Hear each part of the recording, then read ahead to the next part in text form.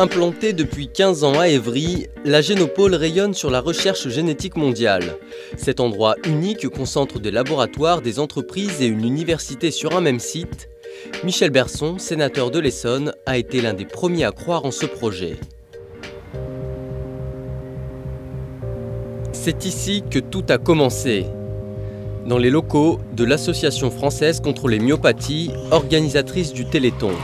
Je vais juste vous demander de marcher là-dessus avant. Voilà. En 1991, elle crée son laboratoire, le Généton. Depuis, l'activité génétique nationale s'est construite autour de ce centre de recherche. C'est un profil d'ingénieur, ce n'est pas des chercheurs. En l'espace de 20 ans, il y a eu une multiplication du nombre de laboratoires, d'entreprises. Et le Généton, c'est l'un des piliers, parce que c'était le premier qui était complètement ignoré, oublié, personne ne s'y intéressait. Et puis d'un seul coup, on s'y intéressait. Et donc ça s'est développé. Ces unités, on fait maintenant en 6 Depuis 1998, l'État et les collectivités locales ont investi massivement dans ce bioparc. Il reçoit chaque année près de 18 millions d'euros d'argent public. Ces conditions attirent des chercheurs de toute l'Europe.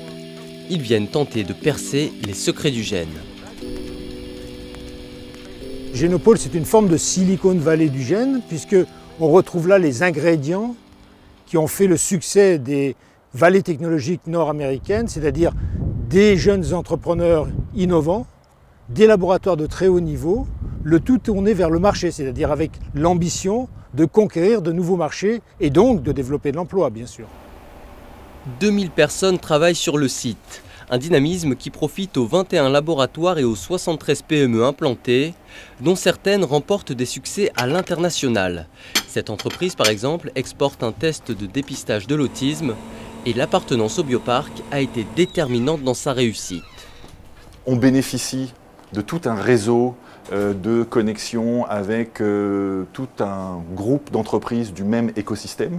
En gros, la génomique en Ile-de-France, pour une grande partie, elle se passe ici. Donc il y a un vrai bassin d'expertise, de techniciens, de recrutement, de capacité à faire évoluer les gens. Et ça, pour nous, c'est extrêmement important. C'est vraiment la raison d'être de notre implantation ici. La Génopole a cristallisé autour d'elle tout un ensemble de prestataires, de gens formés, de filières de formation qui font qu'on pourrait difficilement être ailleurs.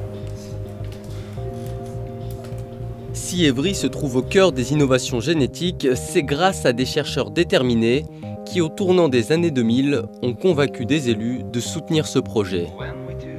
Quelques chiffres. À la fin des années 90, on sentait bien qu'il allait se passer quelque chose sur ce territoire, à Évry, dans un secteur nouveau, les biotechnologies, et que la croissance économique, l'emploi, c'est dans ce secteur-là que l'on allait le générer. Au Généton, les chercheurs travaillent essentiellement sur les maladies que les autres ignorent. Un des plus grands centres de recherche. Donc en Europe, on parle de 30 millions de patients atteints de maladies rares, ce qui veut dire à titre de comparaison qu'on a plus de patients atteints de maladies rares que de cancer et plus de patients atteints de maladies rares que de maladies d'Alzheimer. Le laboratoire vient de franchir un nouveau cap dans son développement. Il va produire ses propres médicaments. Ce qui fait notre vraie différence avec une société pharmaceutique classique, c'est d'une part, on s'intéresse aux maladies rares et que c'est notre axe unique de recherche, et ça, c'est le cas de pratiquement aucune société pharmaceutique, et puis nous sommes à but non lucratif. La production de médicaments dans ce nouveau laboratoire ouvre des perspectives inédites pour la thérapie génique. Au départ, les traitements seront réservés à des essais cliniques pratiqués dans le centre hospitalier sud-francilien, situé juste en face du bâtiment. À terme, ce partenariat rapprochera les malades des découvertes des chercheurs.